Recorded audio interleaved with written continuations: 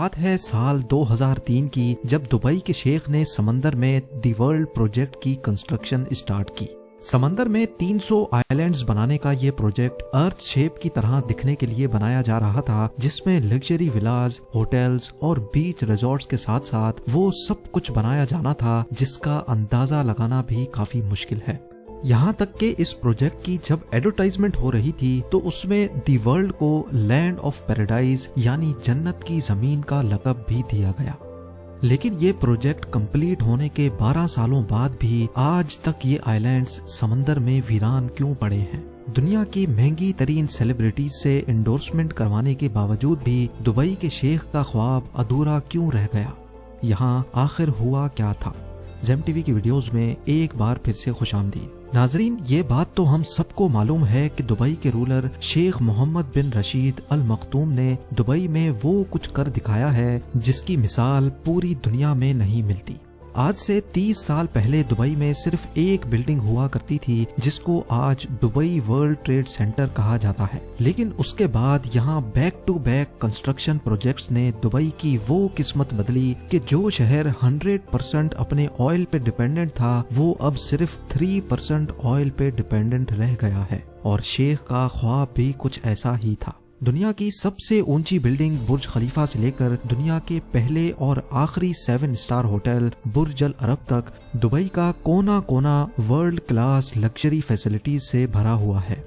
जब दुबई के पास मजीद mega projects बनाने के लिए जमीन कम पड़ गई तो शेख ने रुख किया समंदर का। ये बात है 2001 की, जब दुबई पहले ही बुर्ज अल अरब बनाकर वेस्टर्न टूरिज्म अपनी तरफ अट्रैक्ट कर बैठा था। दुबई के बीचेस काफी ज्यादा फेमस होने लगे थे और बात यहाँ तक पहुँच चुकी थी कि अब दुबई के पास बीचेस की जगह कम पड़ गई।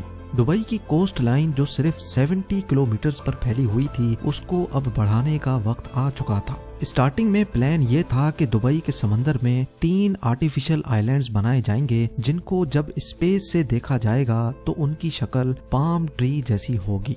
पाम जुमेरा, पाम जबल अली और पाम डेरा।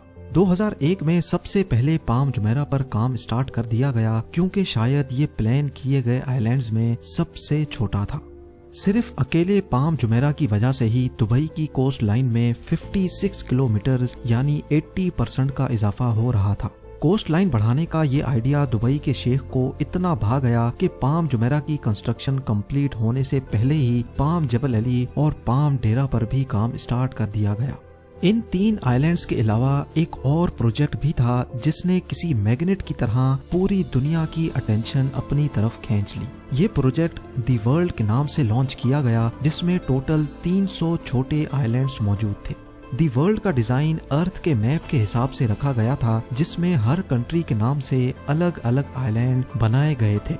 2003 में दी वर्ल्ड की कंस्ट्रक्शन का काम स्टार्ट कर दिया गया जो दुबई के साहिल से 3.5 किलोमीटर दूर समंदर की ताबड़तोड़ लहरों को रोक कर बनाया जा रहा था। दी वर्ल्ड आइलैंड्स असल में दुनिया की एलीट क्लास के लिए एक प्ले ग्राउंड होने वाला था। इंटरनेशनल एक्टर्स, रॉयल क्लास और बिजनेस टाइकून्स ने खूब जमकर इस प्रोजेक्ट में हिस्सा लिया। कुछ ने अपने पर्सनल यूज के लिए यहाँ आइलैंड्स खरीदे तो कुछ ने इसकी एडवर्टाइजमेंट करके अपना पार्ट प्ले किया।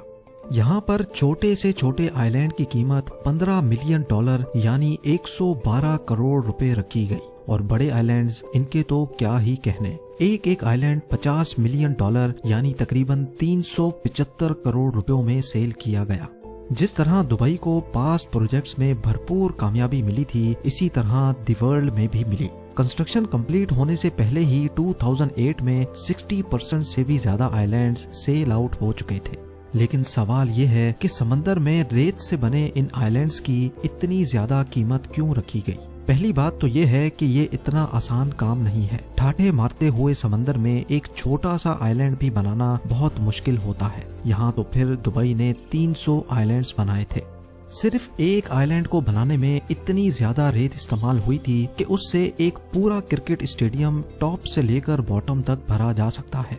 अगर पत्थरों की बात की जाए तो दी वर्ल्ड आइलैंड्स में इस्तेमाल होने वाले पत्थरों का वजन 5.5 लाख ट्रेन इंजन्स के वजन के बराबर बनता है।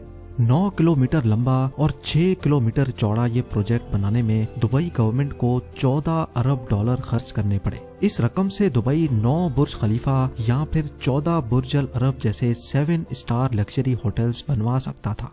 लेकिन शेख को ना सिर्फ दुबई की जमीन बल्कि यहाँ के समंदर से भी इनकम जनरेट करना थी, और यही वजह थी कि शेख समंदर में जन्नत की जमीन बनाना चाहते थे। तो फिर आखिर ऐसा क्या हुआ कि इतना ताम झाम करने के बावजूद भी पिछले 12 सालों से ये आइलैंड्स बिल्कुल वीरान पड़े हैं। दी वर्ल्ड आइलैंड्स के फेलियर में सबसे पहला रीजन इसका डिजाइन है। सबको यही उम्मीद थी कि प्रोजेक्ट का डिजाइन अर्थ के मैप के हिसाब से बनाया जाएगा, लेकिन प्रोजेक्ट कंप्लीट होने के बाद मालूम पड़ा कि ये अर्थ के डिजाइन से काफी ज्यादा अलग है। ज्यादातर आइलैंड्स की शेप एक्चुअल कंट्रीज की शेप से काफी मुख्तलिफ थी, जिससे इन्वेस्टर्स को काफी ज्यादा डिसअपॉइंटमेंट हुई। लेकिन सिर्फ डिजाइन का चेंज होना ही दी वर्ल्ड की नाकामी का रीजन नहीं था। 2008 में दी वर्ल्ड की लॉन्च रखी गई, जिसमें पूरे दुबई को फायरवर्क्स से चमका दिया गया था। जितना पैसा इस लॉन्च इवेंट में बहाया गया वो सारा का सारा बेमकसद साबित हुआ, क्योंकि ये वो वक्त था जब पूरी दुनिया को ग्लोबल फाइनेंशियल क्राइसिस ने घेर रखा था। दी वर्ल्ड के 60% आइलैंड्स इस फाइनेंशियल क्राइसिस से पहले ही सेल हो चुके थे, और इस क्राइसिस की वजह से ना सिर्फ वर्ल्ड आइलैंड्स बल्कि पूरे दुबई की प्रॉपर्टीज के रेट्स जमीन पर आ गिरे। फाइनेंशियल क्राइसिस की वजह से जिन एलिट्स ने ये आइलैंड्स खरीद रखे थे उन्होंने भी यहाँ कंस्ट्रक्शन का काम नहीं करवाया। वक्त गुजरता गया और इसी दौरान एक और मसला खड़ा हो गया। खाली पड़े आइलैंड्स आहिस्ता आहिस्ता समंदर की नजर होने लगे। ये नोटिस किया गया कि कई आइलैंड्स इरोजन की वजह से समंदर के नीचे जा चुके हैं। ये खबर जहां अपने तौर पे काफी डेंजरस थी, वहीं मीडिया कवरेज ने लोगों का इस प्रोजेक्ट पर ट्रस्ट मजीद कम कर दिया। उसका नतीजा ये हुआ कि ग्लोबल फाइनेंशियल क्राइसिस खत्म होने के बाद दुबई के दूसरे एरियाज में तो बिजनेस वापस लौट आया, लेकिन वर्ल्ड आइलैंड्स पर इरोजन के डर से किसी ने भी अपनी किस्मत नहीं आजमाई। इंजीनियर्स और रिसर्च टीम ने जब आइलैंड इरोजन को इन्वेस्टिगेट किया तो एक और खौफनाक मामला उभर कर सामने आ गया। पाम जुमेरा, पाम जबल अली और पाम डेरा के साथ साथ वर्ल्ड आइलैंड्स की कंस्ट्रक्शन में इस्तेमाल होने वाली रेत पर्शियन गल्फ के समंदर से ही ट्रेजर के जरिए निकालकर आइलैंड साइट पर डंप की जाती थी। जिन शैलो वाटर्स में से रेत निकाली गई थी वहां पानी का दबाव बढ़ गया, जिसकी वजह से समंदर की वेव्स में काफी चेंजेस नोटिस की गई। वेव्स में चेंजेस की वजह से न सिर्फ आर्टिफिशियल आइलैंड्स बल्कि पूरे दुबई की कोस्ट लाइन में इरोजन देखी गई। ये सैटेलाइट फुटेज 2002 की है, जब सिर्फ पाम जुमेरा बनाया गया था। इस फुटेज में दुबई की कोस्ट लाइन को गौर से देखें, जो कि ऑलमोस्ट स्ट्रेट लाइन में नजर आ रही है। अब गौर करें इस फुटेज पर जो 2008 की है, जब बाकी तमाम आइलैंड्स भी बनाए जा चुके थे। इसमें साफ साफ देखा जा सकता है कि दुबई की अपनी कोस्ट लाइन जगह जगह से इरोड हो रही है, और इसको रोकने के लिए कई जगह पर आर्टिफिशियल वॉल्स भी खड़ी की गई हैं। आर्टिफिशियल आइलैंड्स बनाने, दुबई की कोस्ट लाइन को डबल ट्रिपल करने और नेचर से खेलने का अमल अब दुबई पर उल्टा वार करने पर तुला है। इस मामले ने इन्वेस्टर्स, बिजनेस टाइकून्स और सेलिब्रिटीज के ट्रस्ट लेवल को इतनी ठोस पहुंचाई कि दुबई गवर्नमेंट ने तमाम आइलैंड प्रोजेक्ट्स पर फौरन काम रुकवा दिया। बात यहाँ तक पहुँच गई कि दुबई को पाम जबल अली के इन्वेस्टर्स को रिफंड करना पड़ा और पाम डेरा के प्रोजेक्ट को आधे में ही छोड़ना पड़ा। बेशक प्राइवेट आइलैंड का अपना ही चार्म है, लेकिन जो लग्जरी वर्ल्ड आइलैंड्स में एंजॉय की जा सकती है वो पाम जुमेरा पर ऑलरेडी लोग कर रहे हैं। आखिरकार ये दुबई का पहला आर्टिफिशियल आइलैंड प्रोजेक्ट है जो भरपूर कामयाब हुआ।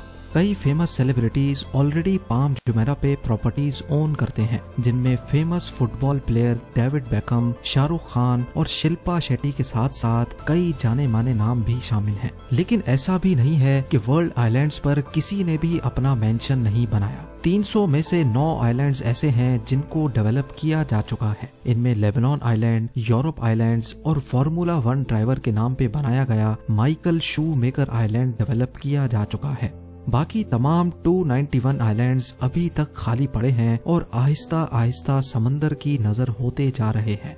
दुबई के शेख अपनी इस नाकामी से अच्छी तरह वाकिफ हैं और अपनी इस गलती को सुधारने के लिए नए और जदीद प्रोजेक्ट्स भी लॉन्च करने में लगे हैं।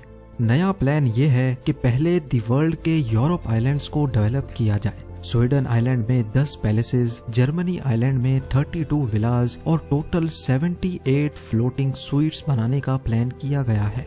इन फ्लोटिंग स्वीट्स में टूरिस्ट समंदर के एक यूनिक एक्सपीरियंस को एंजॉय कर सकेंगे। ना सिर्फ समंदर के ऊपर बल्कि टूरिस्ट अपने अंडर वाटर बेडरूम से मरीन लाइफ से भी लुत्फ अंदोज हो सकेंगे।